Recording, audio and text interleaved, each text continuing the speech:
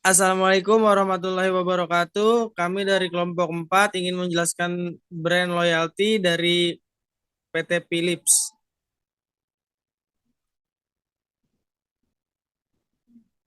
Sebelum masuk ke materi, di sini saya akan memperkenalkan anggota kelompok saya. Yang pertama ada saya sendiri, Gusti Anjas Priambodo.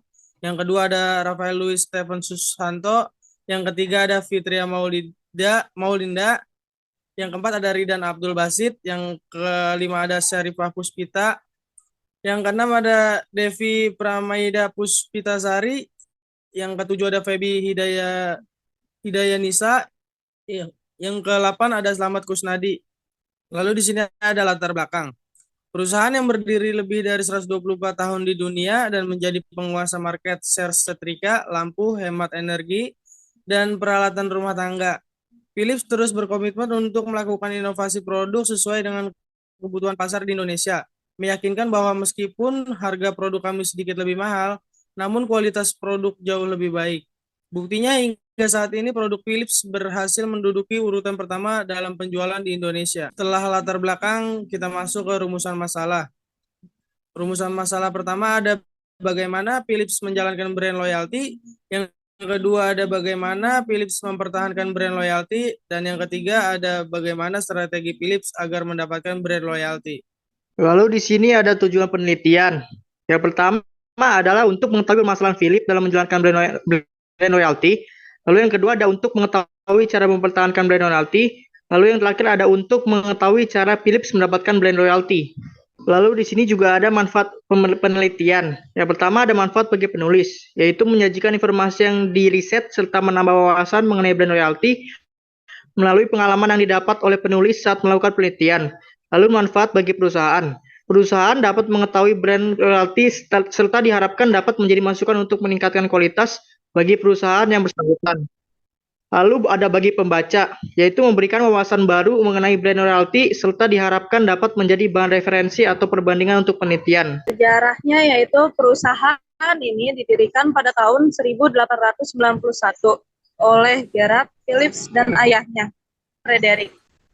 Produk pertama perusahaan ini adalah lampu. Philips ini memperkerjakan sekitar 80.000 orang di 100 negara. Perusahaan ini mendapat gelar Koninklijke pada tahun 1998 dan menghapus kata elektronik dari namanya pada tahun 2013 karena telah menggeser fokusnya pada elektronik konsumen ke teknologi perawatan kesehatan. Peranan dan kegunaan merek. Merek memegang peranan sangat penting. Salah satunya adalah menjembatani harapan konsumen pada saat kita menjanjikan sesuatu kepada konsumen. Dengan demikian dapat diketahui adanya ikatan emosional yang tercipta antara konsumen dengan perusahaan penghasil produk melalui merek. Kemudian ada strategi merek. Yang pertama ada kekuatan distribusi. Di Indonesia, Philips mempunyai 55 juta householder dan ditopang oleh 66 distribusi yang ada di Sabang sampai Merauke. Philips Indonesia mempunyai kekuatan distributor yang berasal dari yang ada di Nusantara. Yang kedua ada market pool. Strategi market pool adalah melihat kondisi pasar yang ada di konsumen. Strategi market di Indonesia sudah dijalankan. Strategi yang baik juga harus menjaga kualitas dari produk itu sendiri. Yang ketiga ada selalu berinovasi. Suatu perusahaan harus selalu berinovasi atau mengembangkan dan implementasi suatu produk dengan tujuan meningkatkan efektivitas dalam bersaing. Untuk Philips Indonesia sendiri, selalu mengembangkan inovasi untuk mengeluarkan produk baru. Kemudian punya komitmen untuk selalu yang pertama untuk meluncurkan inovasi bagi konsumen di Indonesia. Elemen brand equality. Yang pertama ada kesadaran merek, brand awareness. Kemampuan calon pembeli untuk mengenali dan mengingat suatu merek sebagai bagian dari kategori produk tertentu, kesadaran merek atau ekuitas merek mengacu pada pencapaian kesadaran merek di benak konsumen. Pengukuran kesadaran merek didasarkan pada definisi kesadaran merek. Yang kedua ada merek brand association, asosiasi merek. Segala sesuatu yang terlintas di benak seseorang dan dikaitkan dengan ingatan terhadap suatu merek. Semakin banyak pengalaman yang dimiliki konsumen terhadap suatu merek, maka semakin besar pula kesan terkaitnya. Merek yang sudah mapan dapat memperoleh posisi kompetitif yang signifikan jika didukung oleh berbagai asosiasi yang kuat. Ada peranan brand equity. Dalam dunia perdagangan, ekuitas merek sangatlah penting karena memberikan identitas perusahaan, membantu mengsegmentasi pasar, dan secara hukum melindungi karakteristik dan keunikan suatu produk. Ekuitas merek memainkan peran kunci dalam keberhasilan menarik pelanggan baru dan menarik pelanggan lama. Upaya pemasaran efektif bila merek bersifat global. Peranan brand loyalty. Loyalitas merek adalah sejauh mana pelanggan memiliki sikap positif terhadap suatu merek, berkomitmen terhadap merek tertentu, berniat untuk terus membelinya di masa yang akan datang. Kami membandingkan keputusan pembelian konsumen untuk merek tertentu dengan merek lain dalam kategori produk tersebut. Terjadi karena konsumen merasa bahwa merek tersebut menawarkan fitur produk yang tepat, citra yang tepat, atau tingkat kualitas yang tepat dengan harga yang tepat.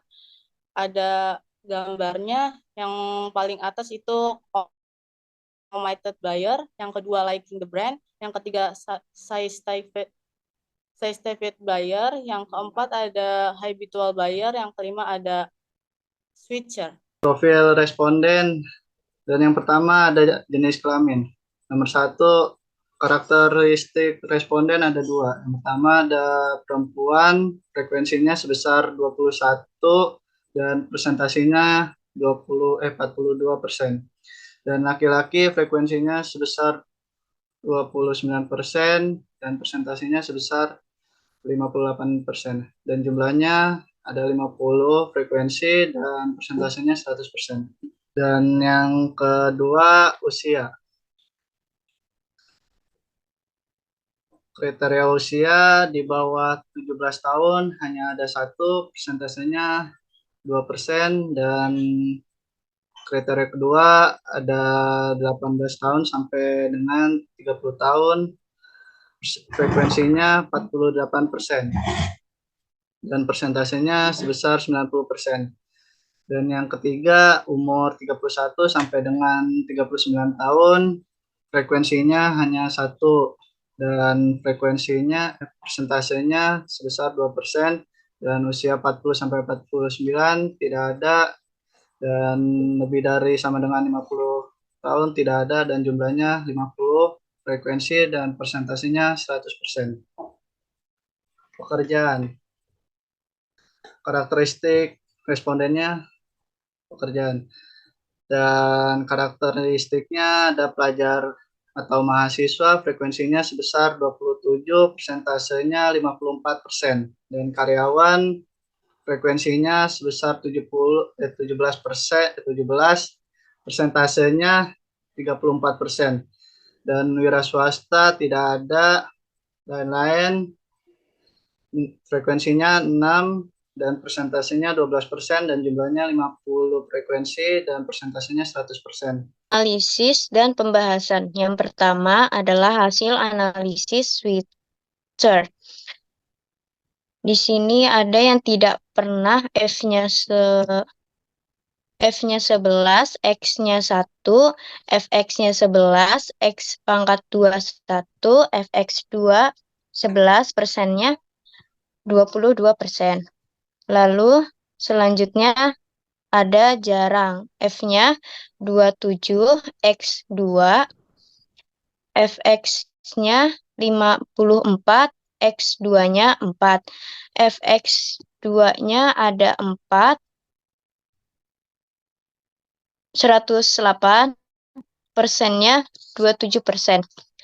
Selanjutnya sering, F-nya 12, X-nya 3, Fx-nya 38, X2-nya 9, Fx2-nya 108, persennya 12%.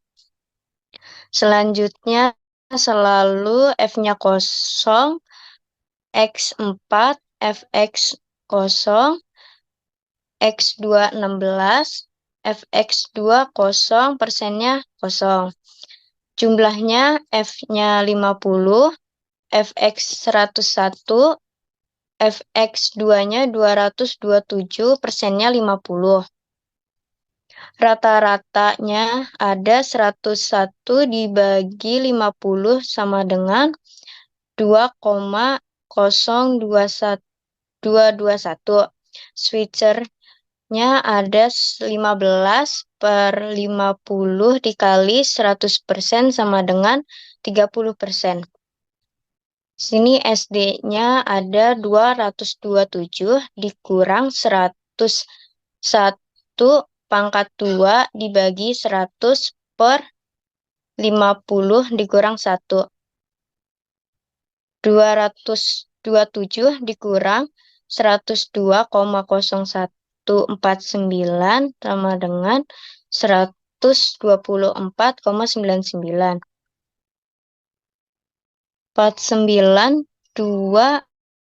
2550 sama dengan 1596.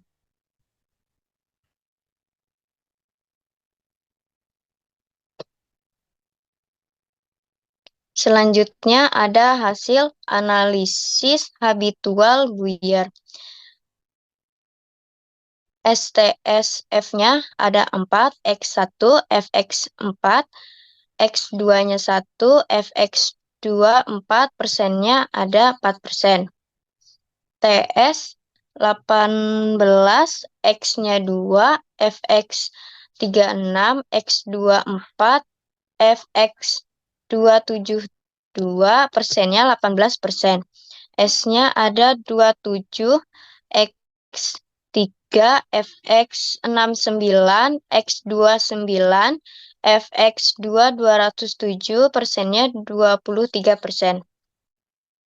SSF-nya ada 5, X4, FX 20, X2-nya ada 16, FX pangkat 2 100, persennya 5%. Jumlah dari F 50, FX-nya 129, FX pangkat 2 383, persennya 50. Rata-rata sama dengan 129 dibagi 50 sama dengan 2,858. Habitual Buyer-nya 28 bagi 50 kali 100% sama dengan 56%.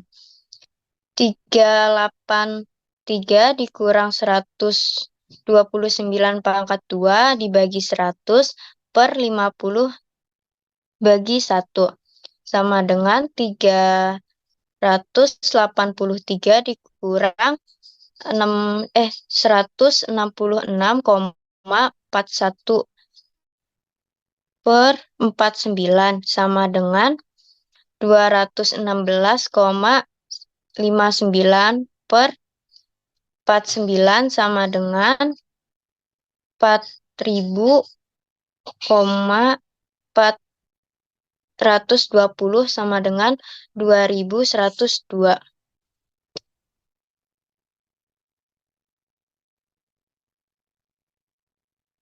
Selanjutnya ada hasil analisis statis Fit Buyer.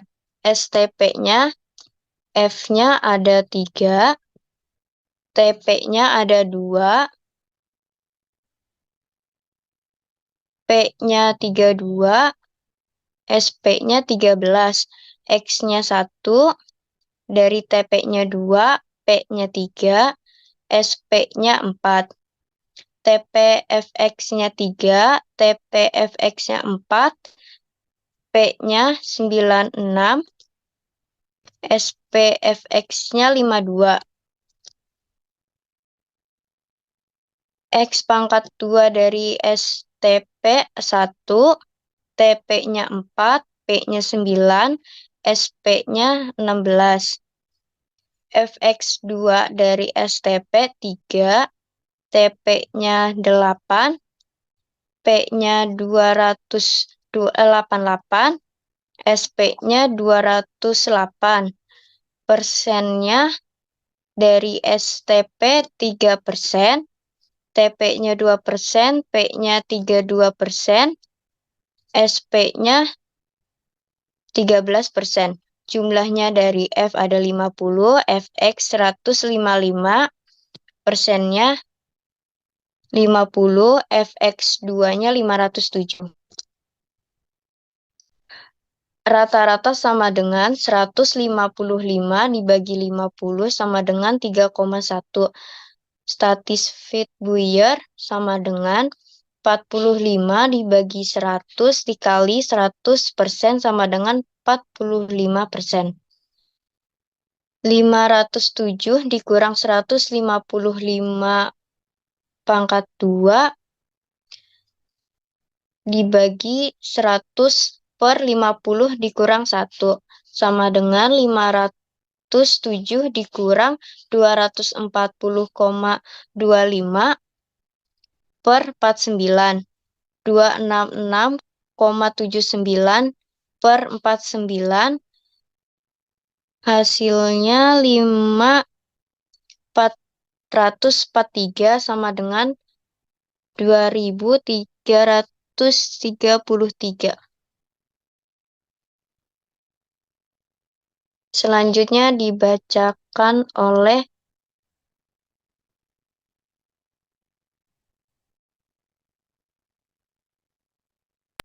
Selamat. 4 ada hasil analisis leaking the brand. Sangat tidak suka, F-nya ada 2, X-nya ada 1, Fx-nya ada 2, X2-nya ada 1, Fx2 ada 2, persenannya ada 2%. Berikutnya ada tidak suka, F-nya ada 0, X-nya ada 2, Fx-nya ada 0, X2-nya ada 4, Fx2-nya ada 0, persennya 0%.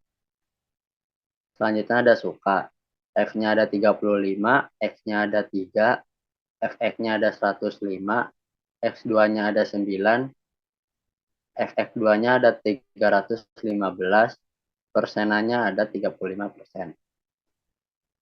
Sangat tidak suka, F-nya ada 13, X-nya ada 4, Fx-nya ada 52, X2-nya ada 16, Fx2-nya ada 315, persenannya ada 13%.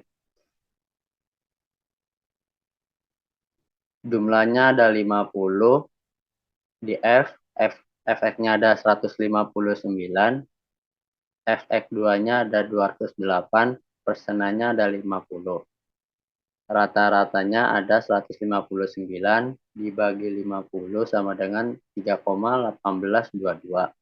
Leaking the brand-nya 44 dibagi 100 dikali 100% sama dengan 48%. 525 dikurang 159 pangkat 2 dibagi 100 per 50 kurang 1. 525 dikurang 252,81 49 272,19 49 5,54 2,356.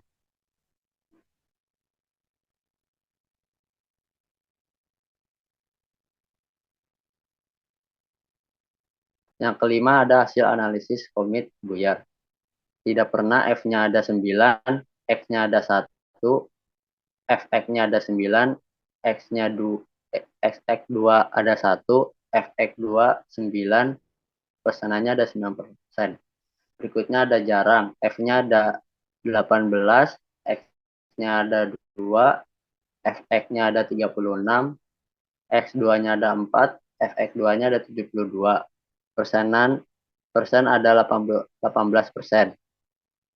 Selanjutnya sering, F-nya 15, X-nya ada 3, Fx-nya ada 45, X2-nya ada 9, Fx2-nya ada 135, persen ada 15%.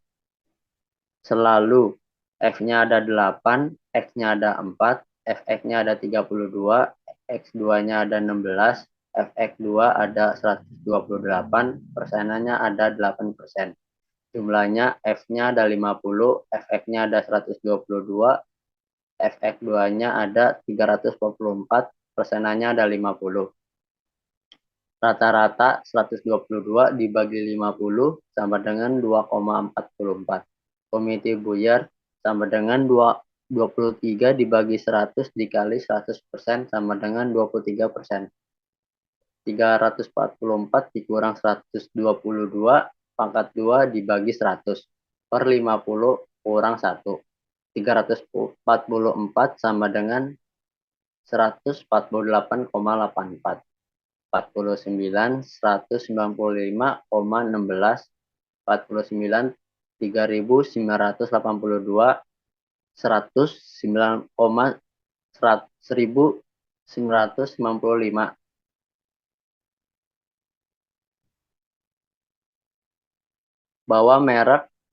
Bahwa merek atau brand Philips ini tidak teratur.